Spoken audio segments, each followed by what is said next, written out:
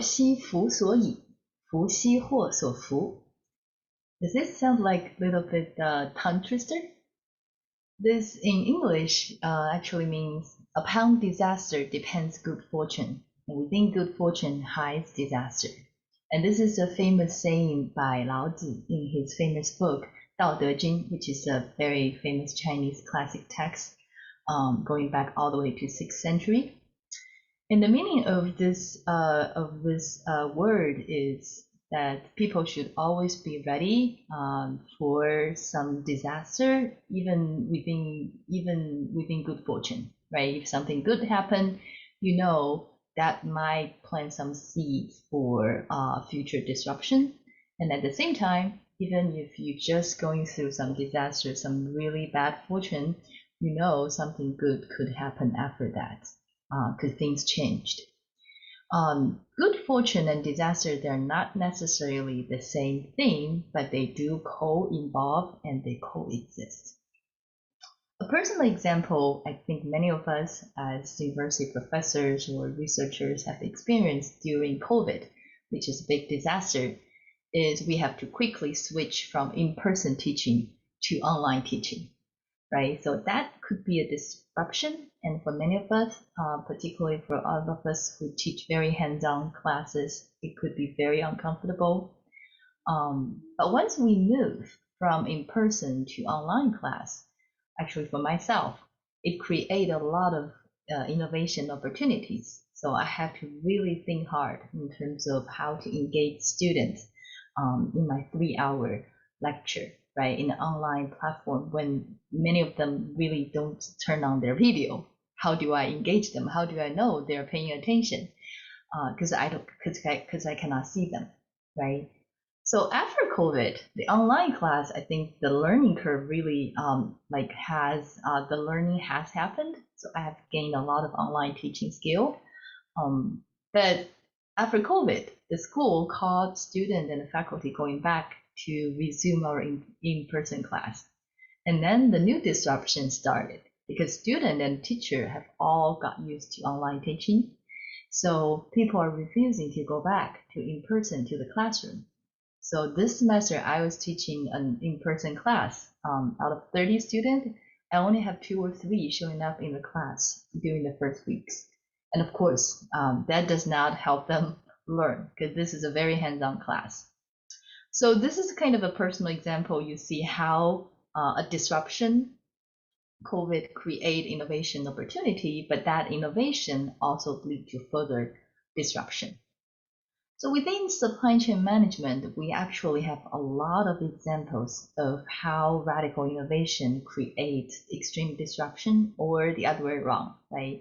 We have COVID-19 that globally disrupt a lot of companies' supply chain, but we have also read a lot of news, see how companies have creatively changed their product, their process, their service, their partnership, their business model to survive or even thrive out of this disaster. So this mutual causality between extreme disruption and then radical innovation do exist.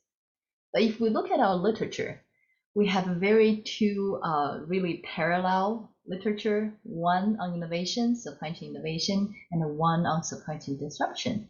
And they very rarely intersect with each other, which means the scholars in the innovation field very rarely really read the risk management literature or the other way around. And we don't really see a unified theoretical framework or new research field that can really bring the two literature together. And if you look at the innovation literature, we talk about different types of innovation. We talk about the innovation process and then what could go wrong in each stage. Similarly, in the disruption, in the risk management literature, we talk about different types of disruption. We talk about different ways of different risk management strategies. And then we have talked about different dimensions we can describe disruption. But again, if you look at those literature, many times they are all talking about uncertainty, right? The uncertainty is the common theme that can describe both both world. While innovation is some upward man-made uncertainty, while disruption is is more exogenous. It's not something we want to happen, right? It could be man-made, it could be natural, but usually it's a downward uncertainty. But ultimately, it disrupts the routine. It disrupts the old ways of doing business, of managing your supplier, of working with your transportation providers, of making strategic decisions, right? So how this disruption, this disrupting the routine happen, and how could one cause the other, right? So that's an unknown field. And this is exactly what this EBI is calling papers to study. And we will actually start this EBI with an issue which will show online in the first issue of 2023. So you will see a few invited papers. They talk about they talk about this mutual causality between innovation and disruption in different areas. So one paper is about this advanced technology that a lot of the companies are using to kind of upscale their supply chain, right? But when you use advanced technology, on one hand, they're very new. They have huge potential in helping companies to reduce costs, to be more adaptable, to be more resilient, to be more transparent. But on the other hand, because they're new, so they could disrupt your existing operation. The existing supplier might not like it, right? So they can create also disruptions. And another paper will talk about this mutual causality in emerging markets.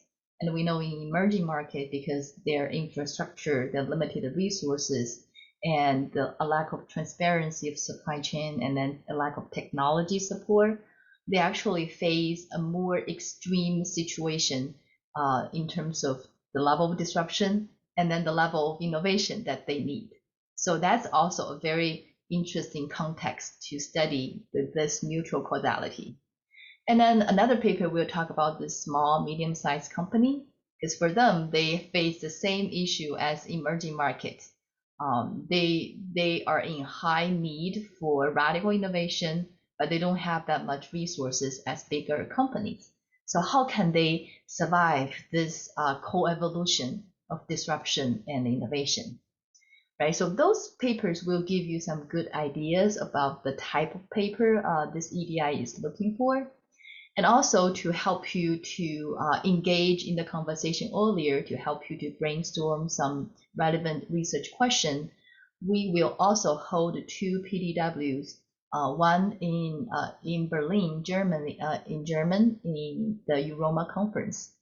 And then another one we will hold in the Academy during a PDW in Seattle, United States.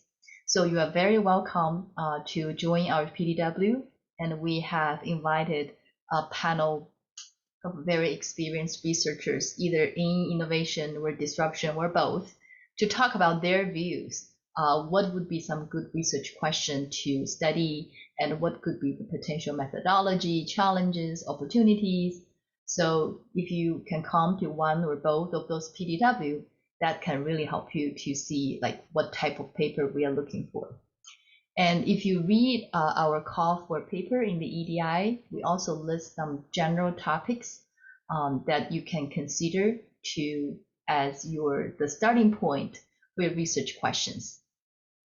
And we also encourage authors to consider those big problems, because usually for big problem like climate change, like transparency of or traceability of supply chain, like global issue, diversity, inclusion, the use of advanced technology, for all those issues, they usually go beyond the control of one single company, which means company need to broaden their view, their horizon, to look beyond their four walls, to look for help from their suppliers, the customers, other stakeholders. So this network view should be very relevant when you are thinking about how innovation lead to disruption, or disruption can create innovation opportunities. And in the PDW, we also highlight one possible theoretical view, this organizational paradox view. But I have to say this is not the only one, because I do see other relevant theory that you can use, like dynamic capability, like complex adaptive system, or network theory. So as long as your paper make a clear, distinct, and significant theoretical contribution using rigorous methodology, that your paper will be very welcomed in this EDI.